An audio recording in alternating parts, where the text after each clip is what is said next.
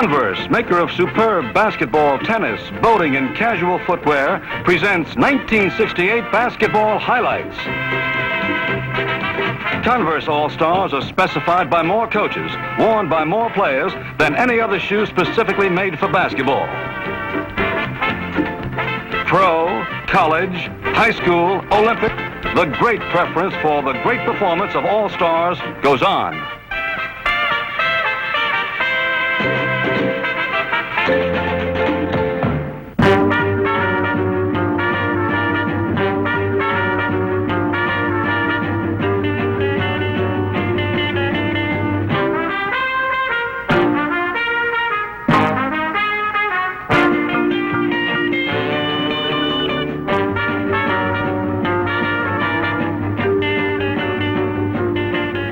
Dayton versus Kansas in the new Madison Square Garden for the 1968 final of the National Invitation Tournament.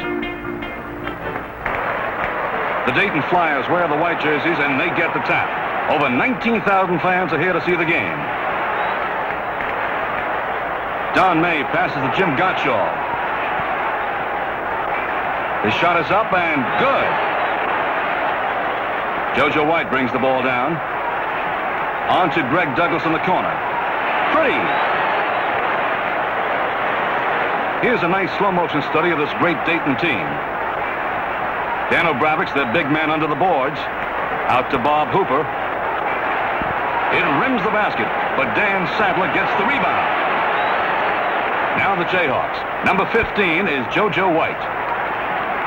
He gives to Bruce Sloan, who turns and finds himself open. He doesn't miss, and the score at halftime is 25 all. Dayton comes back strongly in the second half against a man-to-man defense by the Kansans. The change in pattern turns on the Flyers' scoring ace. There he is, number 21, Don May. Kansas ball, JoJo White. Over to Sloan. On to Dick Bradshaw, and he goes around for the shot. Good. Gottschall for the Flyers. Over to Don May. And a beautiful feed to Sadler for the basket. Kansas now in slow motion. JoJo White gives to Roger Bowensteel.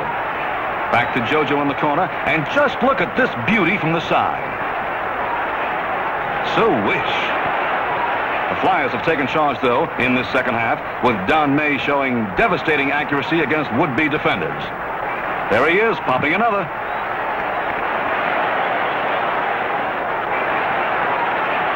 It's just about time for the buzzer, and when it sounds, Dayton has won 61-48. Bedlam breaks loose in New York as Flyer fans take over. Dayton, a two-time NIT champion.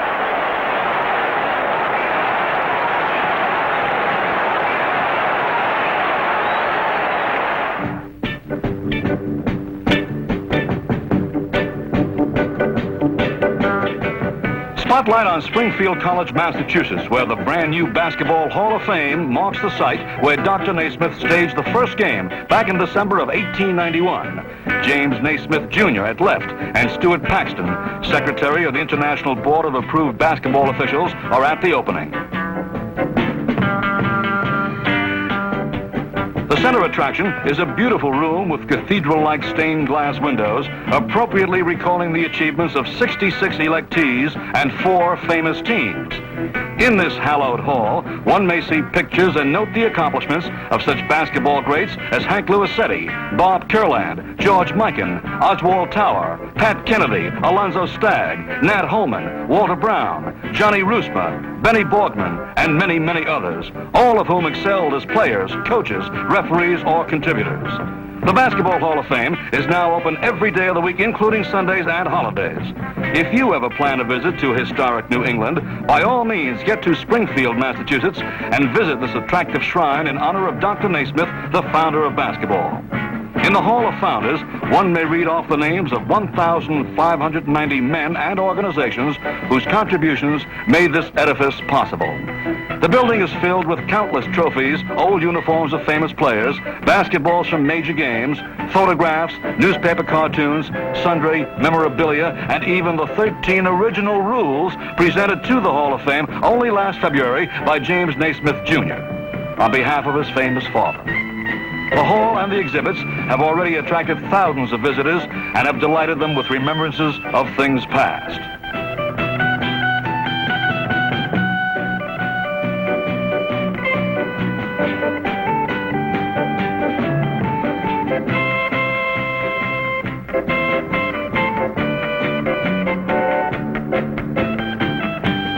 There is also the Converse movie and meeting room, made possible by the Converse Rubber Company.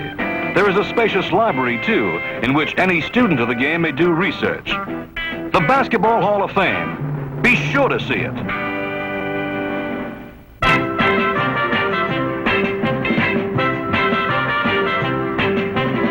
Biddy basketball, the game for 12-year-old boys and younger, has a tournament in Georgia.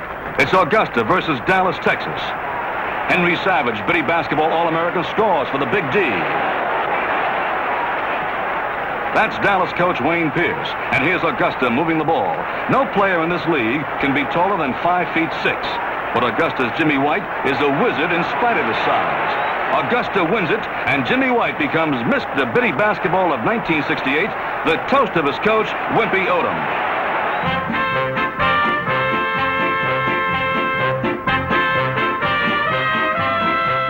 Mercer County Community College of Trenton, New Jersey meets San Jacinto of Pasadena, Texas. It's Mercer's ball. Naples scoring. Here's some thievery coming up. Bob Teddy stealing the ball from Mercer. He passes to Bob Sands. All the way by Sands. Over 7,000 fans in the Hutchinson, Kansas arena see this hard-fought contest. San Jacinto's Oliver Taylor gives to Jeff Halliburton, who scores, but Mercer leads 34-29 at halftime. San Jacinto's ball. Terry Mullen, good. Wayne Sokolowski to Louis Milano. Back to Sokolowski, into Naples. He lays it up and in. Terry Mullen and Jeff Blake combine on this one as San Jacinto, the runners-up last year, wins the National Junior College title 66-64 over Mercer of New Jersey.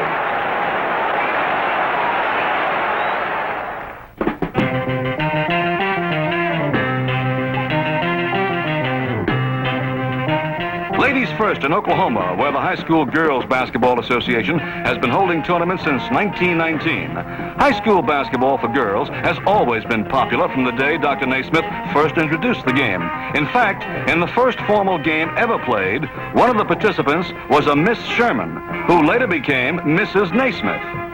Two women have played leading roles in the early growth of the sport. Miss Senda Berenson, who introduced the game to fashionable Smith College way back in 1893, and Miss Clara Baer of Newcomb College in New Orleans, who prepared the first set of rules for girls. Today, under girls' rules, a team consists of 6 players, and no more than 4 may be in the front or back court at one time. But Oklahoma boasts the most successful basketball coach in the land, Mrs. Bertha Frank Teague of Bing High in Ada.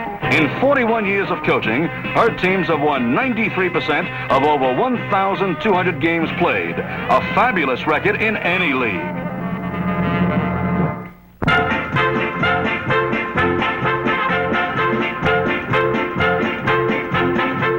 Central State of Ohio versus Fairmont State of West Virginia in the NAIA final. Central is in yellow, and they have the ball. That's Ray Hinton with a jumper from the side. Good. Now it's Fairmont, a crackerjack team from West Virginia. Donnie Prickett's shot is up and missed. Central rebounds, and they race down court. Robert Moore driving for the layup. A beauty! Municipal Auditorium in Kansas City, Missouri is filled for this finale.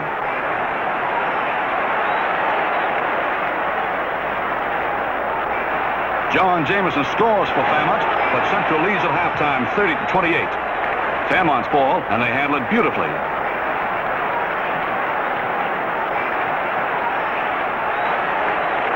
Dave Gardner from underneath.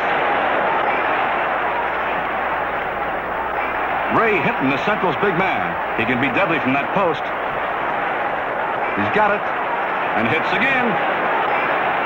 Fairmont finds it hard to move against the Ohioans. That's Prickett in the corner. Pretty!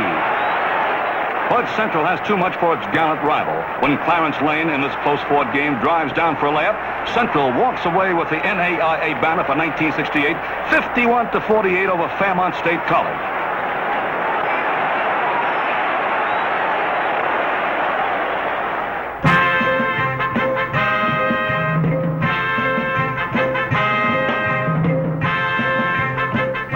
Indiana, over 13,000 fans see the National College Division Championship Series of the NCAA. Kentucky Wesleyan versus Indiana State.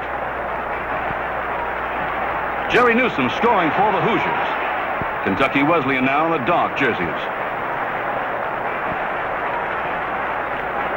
George Tinsley with a jumper. Indiana has always been a hotbed for basketball, and Indiana State upholds the tradition. Rich Mason gives to Howard Humes in the corner, and they lead 30-23 at the half. But the Kentuckians come back with spirit in the second half to tie up the game after trailing from the start. Now Dallas Thornton puts them ahead for the first time, 35-33. High individual scorer with 21 points is Big George Tinsley of Kentucky. George hits again. This game is a great tribute to its two coaches, Bob Daniels of Wesleyan and Gordon Stauffer of the Sycamores. Both are in their first seasons as head coaches. Mike Cooper hits for Indiana, but Kentucky Wesleyan has too much to be stopped. The Panthers become the tourney champions with a victory in Evansville, 63-52.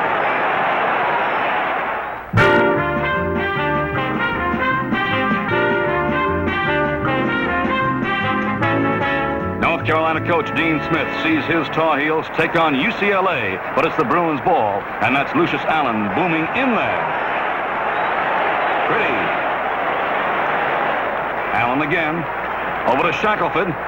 He misses, but Lou Alcindor gets the rebound. North Carolina. Dick Grubar's shot is off, and Kenny Heights grabs it for UCLA.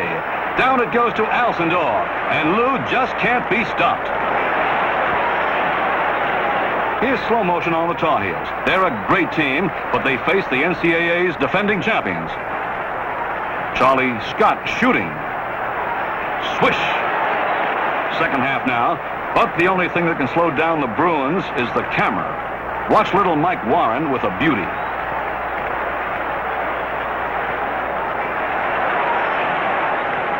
On the far side of the court, Charlie Scott of North Carolina.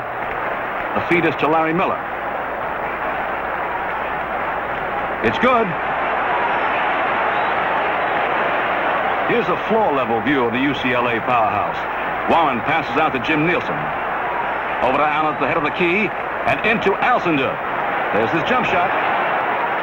The Tar Heels fight back, but they're overmatched at Los Angeles. Larry Miller is in there. That's Warren again. Over to Allen, who feeds Alcindor. Alcindor lowers the boom, and UCLA romps over North Carolina 78-55.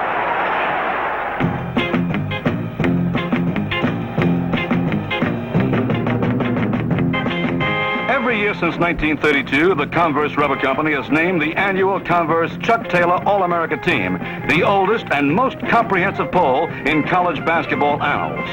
847 experts voted in 1968, and here we present the top 10. Larry Miller of North Carolina, a repeater from a year ago. Larry has twice won MVP honors in the tough Atlantic Coast Conference and has averaged 23 points a game in his brilliant college career. Bill Hoskett, the leading scorer of Ohio State, a wonderful player. Bill walks in the footsteps of a famous father who captained the Buckeyes to a Big Ten title back in 1933. A sophomore member of the Converse All-America is Rick Mount of Purdue. This past season, he made better than 28 points per game, and he's improving all the time.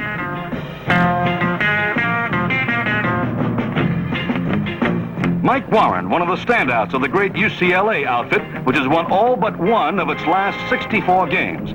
Mike is the smallest member of the team at 5'10" and only 155 pounds. But what a spark plug.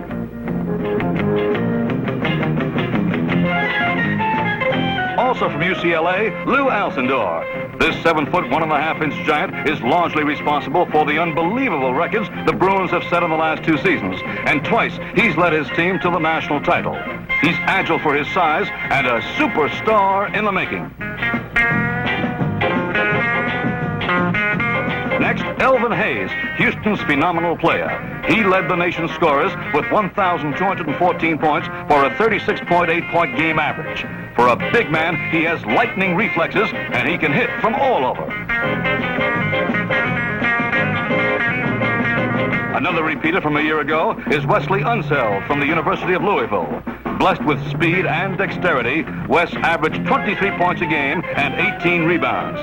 He is easily the Cardinals' all-time best rebounder. A tremendous clutch player, Don May of Dayton. Don led his club to last winter's NIT crown, where he also won MVP. An ace at shooting, May set a new NCAA tournament record a year ago when he connected on 13 consecutive shots.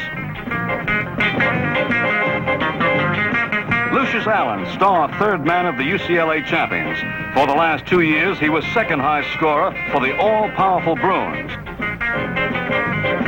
He has amazing moves on defense and on offense.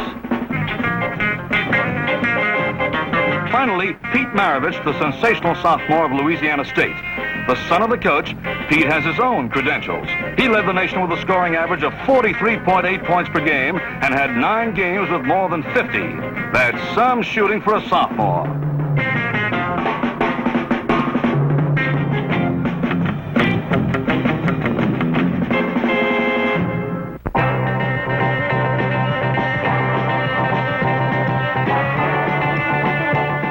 Converse is always happy to salute the Harlem Magicians. Here they are in their pregame warm-up, the Magic Circle.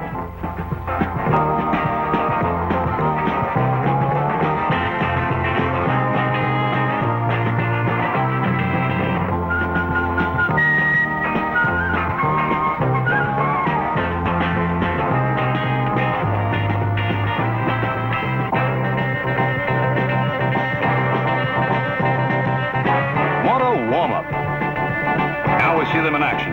For the actors are Marcus Haynes and Bob Woods.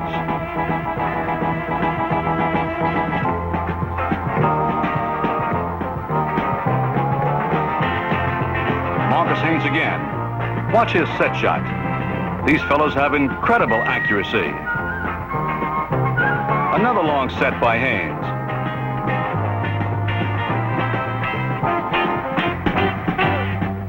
Comfortable, Bob? Bob Woods from sitting position in midcourt. He hits! Say, this is cute. Bob Woods shows a little boy just how it's done.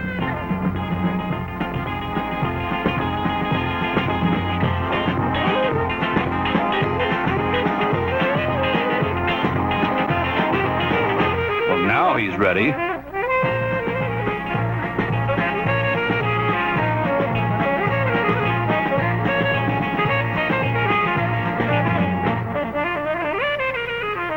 That's much better, Bob. Not that way.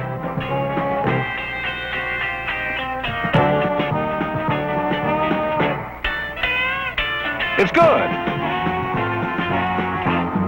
Finally, another look at Marcus Haynes. Not only is he a sensational shooter, he's probably the greatest dribbler who ever moved a basketball.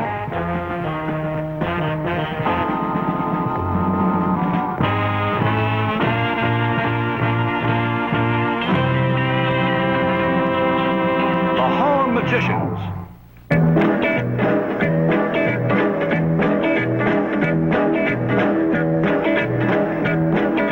Chamberlain of the Philadelphia 76ers. Jerry Lucas of the Cincinnati Royals. Oscar Robertson of the Royals. Dave Bing of the Detroit Pistons. Elgin Baylor of the Los Angeles Lakers. It's East versus West in the NBA All-Star Game. East wearing the white, and they get the ball. Oscar Robertson takes it in. Oscar into Wilt. Back out to Oscar. Robertson hits over Baylor. What a thrill to watch these super players. Jerry West, number 44, gives to Elgin Baylor. Beautiful. Oscar Robertson again. Into Jerry Lucas for the hook. Pretty. Here's slow motion on the West squad and Lenny Wilkins of the St. Louis Hawks. Robertson guarding him. Wilkins gets the shot off, and it's good. How about this nifty play by the East? Bing has it. Into Lucas, who fakes out Beatty, so Wilt can take it and stuff it. Archie Clark of Los Angeles does this one by himself. All the way. This time it's Bill Russell of the Boston Celtics in the pivot. Bill gives to Lucas. Over to Dave Bing. Watch this drive. Pretty. East leads at halftime, 64-59. Once more, we enjoy slow motion as Dave DeBusschere feeds Wilt. Out to Hal Greer. Swish. This year's East-West Classic is being played at New York's Madison Square Garden before a record crowd of more than 18,000 fans.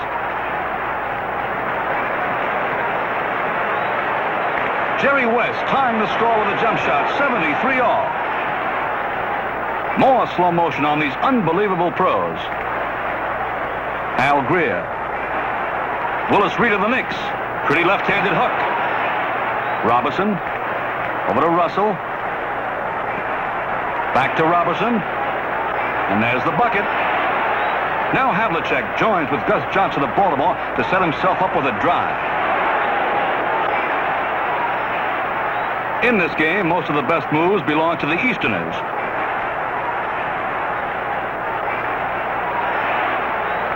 Sam Jones deflects a dribble, and Hal Greer, the game's most valuable player, races all the way. East rubs West, and NBA Commissioner Walter Kennedy honors hero Hal Greer.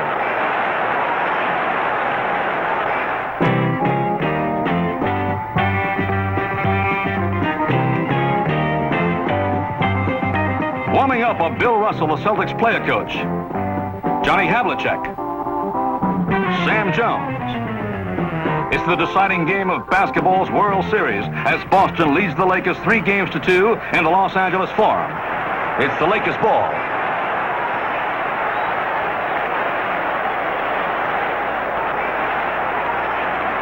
Gail Goodrich underneath. He scores. That's Havlicek, the big star of the series, an Iron Man throughout, playing both guard and forward. John shoots, and he hits for Boston. What a rivalry. This is the 5th time in 7 years that these two have faced in the NBA Final. There's Tom Hawkins scoring for Los Angeles. The Lakers keep driving. Mel Counts misses the jump shot, and Bailey Howell rebounds for Boston. Sam Jones has it, and he needs no help. Jerry West. He drives around Don Nelson and lays it in. Bailey Howell on the far side for Boston. He gives to Siegfried. Larry rims the basket, but he gets his own rebound to score. Counts, misses from the outside, and Russell rebounds for the Celtics. Out to Havlicek. Over to Jones. Now to Howell. And Boston leads at halftime, 70-50. The Celtics really pour the pressure on now. Havlicek, number 17. Into Russell. There's a dunker. Elgin Baylor for the Lakers. He has fantastic moves. What a shot. Howell, guarded by 7-foot Mel Counts, fakes. Now he shoots, and he's got it. Slow motion now on the Lakers. Jerry West leading the way. Man, is he great. Havlicek into Russell. Gives a good fake to Counts. And he makes the bucket. More slow motion on the blazing Bostonians, one of the greatest basketball aggregations you'll ever see. Sam Jones has it. The Celtics have it all wrapped up now. Havlicek drives around a triple screen, and the never-say-die Boston team wins the world's professional basketball crown, 124-109 in the final against Los Angeles. A fitting climax to the Converse cavalcade of basketball.